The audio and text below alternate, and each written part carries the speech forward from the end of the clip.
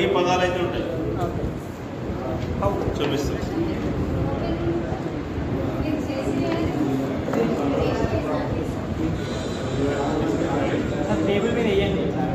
ఇది వర్ణమాల కట్ చేసి ఈ విధంగా ఫ్లాష్ కార్డ్ రూపంలో కూడా ఇవ్వచ్చు పిల్లడికి. ఇది చింపినా కానీ చింగారు ఇట్లా వాళ్ళు ఆడుకున్నా గింజినా ఏం కాదు మనకి.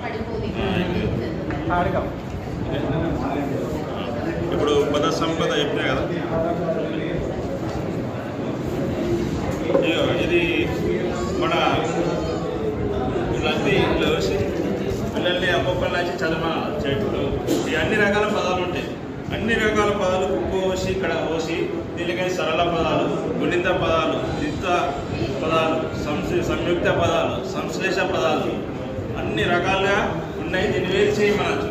మనం వర్క్ బిజీ ఉంటే అలా యాక్టివిటీకి ఇచ్చి కింద పోసేసి ఎవరికి ఎన్ని వచ్చినాయో చెప్పమన్నా.